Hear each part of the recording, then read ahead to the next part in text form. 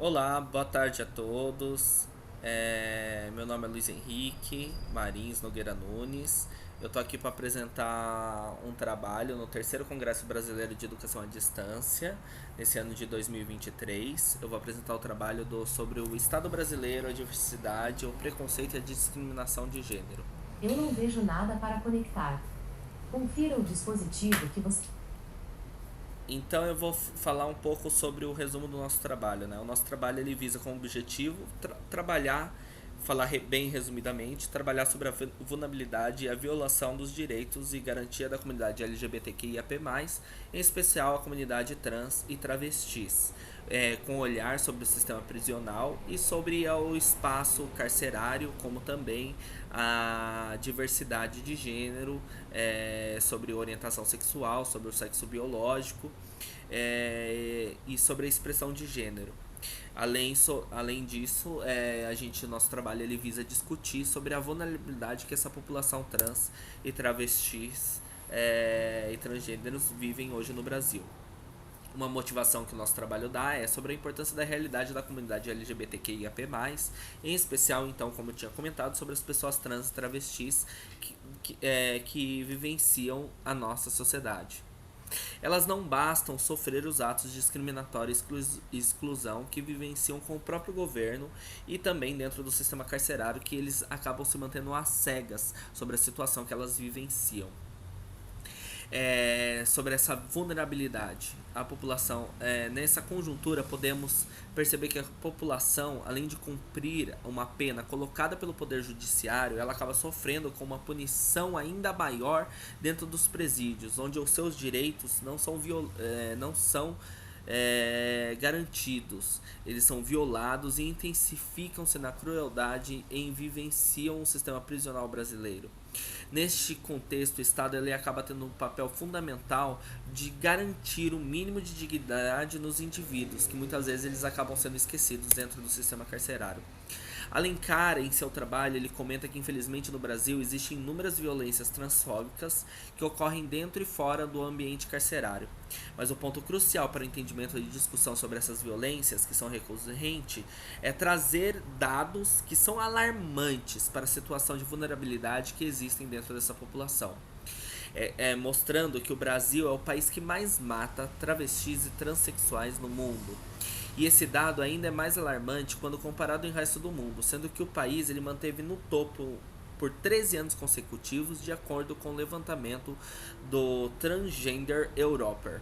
Em setembro de 2020 a outubro de 2021, cerca de 125 mortes foram ocasionadas por transfobia. E é nesse contexto que é importante ressaltar que desde 2019 a transfobia ela foi equiparada ao crime racial pela Lei 7.719, criada em 1989.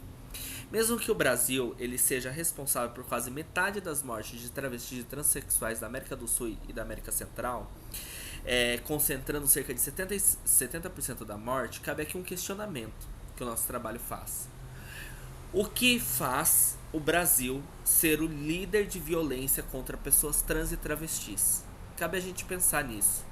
O que faz o nosso país ser o líder dessas violências contra as pessoas trans e travestis?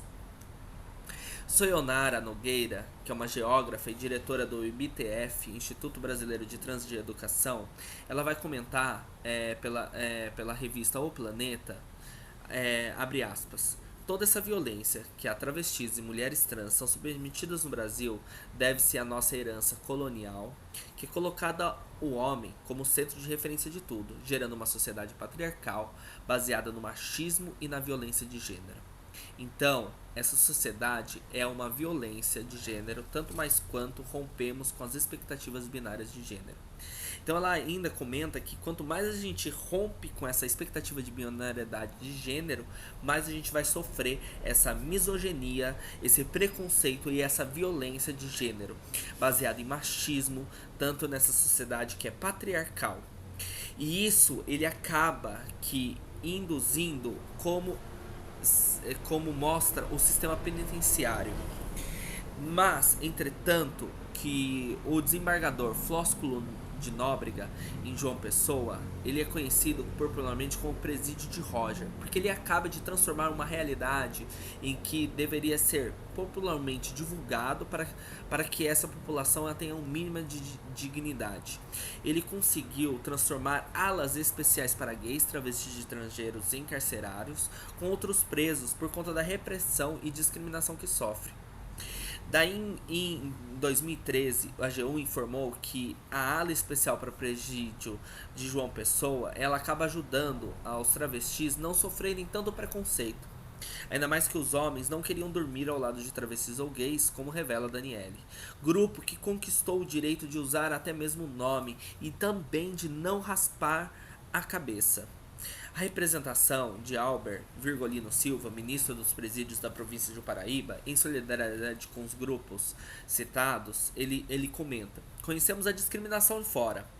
Ele já começa dizendo que nós já conhecemos a discriminação fora. A prisão, ela é ótima.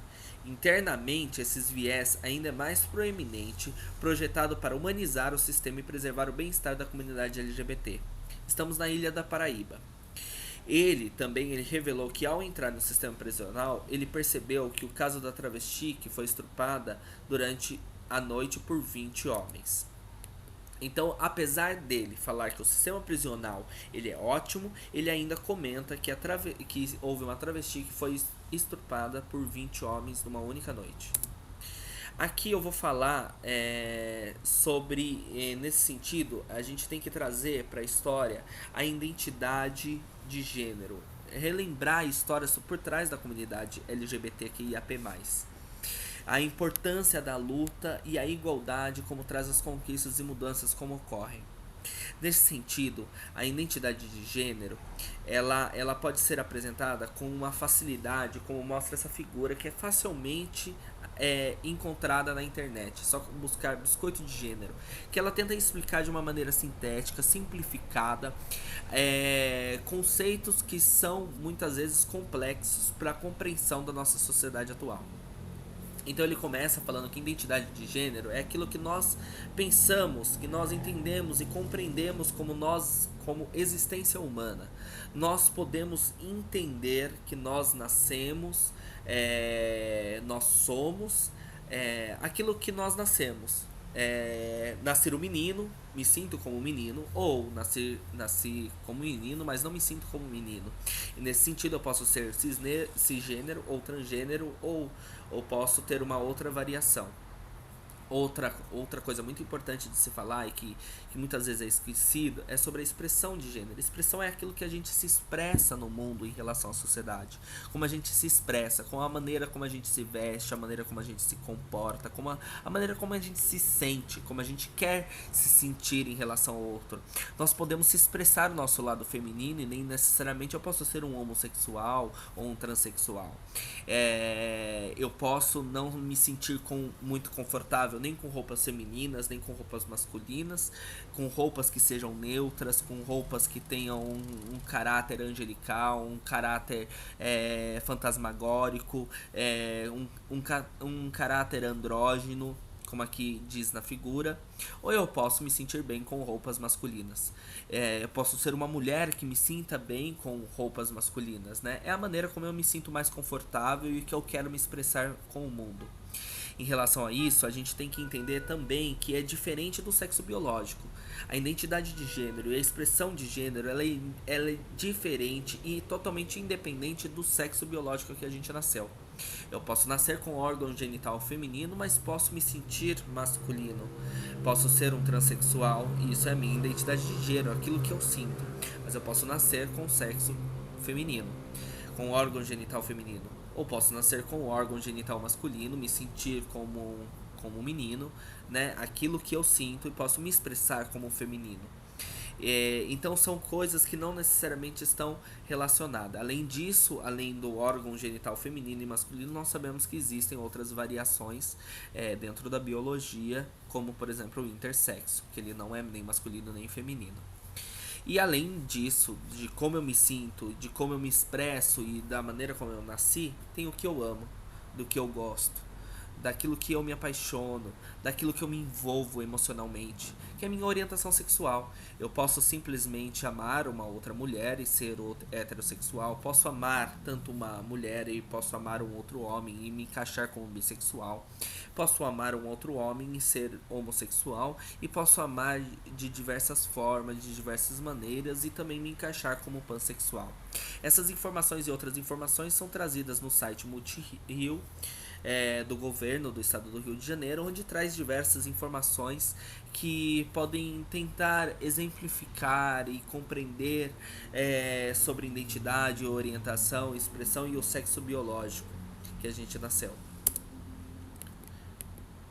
E dentro desse contexto, o resultado da discussão que a gente traz para o nosso trabalho é que é muito importante a gente trazer o princípio da dignidade humana. É o princípio mais importante dos direitos humanos. Um dos fundamentos da democracia hoje, e que é mais difícil de conceituar, dentro do seu caráter filosófico, é que gira em torno da plenitude humana, e não são só os objetivos entendidos, que a gente deve partir da elaboração desse tema, esperar uma importância jurídica e social desse princípio na vida das pessoas, seja a base de todos os outros direitos, principalmente daquelas que vivem à mercê da sociedade de exclusão. Nesse sentido, a gente conclui o nosso trabalho com vários trechos e várias temáticas para poder compreender mais o que essa comunidade vive. Os temas trazidos por esse trabalho, ele vai convidar também para uma reflexão sobre a configuração e eficácia dos direitos fundamentais ante todos os princípios fundamentais constitucionais e os princípios da dignidade humana. Por isso, eu convido a todos que possam ler o nosso trabalho na íntegra, procurar a gente se a gente tiver alguma dúvida, porque é importante que a gente possa dar asas a esses grupos de vulnerabilidades. É importante que a gente entenda a necessidade específica de cada grupo da comunidade LGBTQIAP+, principalmente das mulheres transexuais. É importante a gente garantir o acesso a terapias hormonais. Eles são os mínimos de direitos, assegurar, portanto, a necessidade de dignidade humana, principalmente dentro do sistema prisional, que ele deve ser reformado para que proporcionam uma vida de dignidade aos privados de liberdade, antes de encarar uma condenação como uma pura vingança ou punição do Estado. É necessário que o sistema prisional ele repense a maneira como ele age dentro do sistema, que ele tem que ter a função de ressocialização dessas pessoas que cumprem a pena. Então é necessário que tenha um mínimo de dignidade humana. Diante disso, essa ressocialização é impossível para uma pessoa que nunca teve uma oportunidade de ser socializada. É importante a gente refletir sobre isso. Se uma pessoa transexual, travesti ou transgênero, ela nunca dentro ou fora da cadeia, ela já não teve a oportunidade de ser socializada, é importante que nós, como pessoas, como cidadãos humanos, possamos repensar sobre essas pessoas com vulnerabilidade. Se elas já antes dos sistemas carcerários, elas já não eram provinda de socialização, então é de responsabilidade da sociedade civil e do país que empenham e proporcionam uma possibilidade de transformação da realidade social, envolver homens de cidadania e humanidade. O nosso estudo, ele, portanto, visa dissipar os mitos e os estigmas da sociedade das mulheres transgêneros, destacar as necessidades, os seus direitos humanos serem reconhecidos e cumpridos, mesmo em ambientes prisionais. Buscar um pensamento de visibilidade para classes sociais altamente discriminadas e estigmatizadas, como no caso de mulheres transexuais marginalizadas e esquecidas, extremamente vulneráveis no sistema prisional brasileiro. A vida dessas pessoas muitas vezes é cheia de dificuldades, transgressões. Elas podem, entretanto, assumir a forma de barreiras institucionais, com violência, invisibilidade e muito mais. A vida na prisão, ela vai refletir tudo isso que elas vivem, e não é diferente do que costumava ser das mulheres estrangeiras, conquistadas e abandonadas por um sistema que muitas vezes insiste desconfortavelmente em não reconhecer a sua identidade de gênero e dignidade humana. Para isso, é necessário que a gente possa repensar as nossas atitudes e poder mudar a forma como pensamos sobre a sociedade humana. Aqui tá as nossas referências, que está também no nosso trabalho na íntegra. Então vale a pena vocês lerem na íntegra, e qualquer dúvida vocês podem entrar em contato conosco. Desde já eu agradeço muito. Meu e-mail está aí para disposição, luis.nunes@osso.br, e vocês podem entrar em contato comigo para poder discutir e dialogar mais sobre esse trabalho. Muito obrigado, tenham uma boa noite, boa tarde e um bom dia. E um ótimo congresso para todos.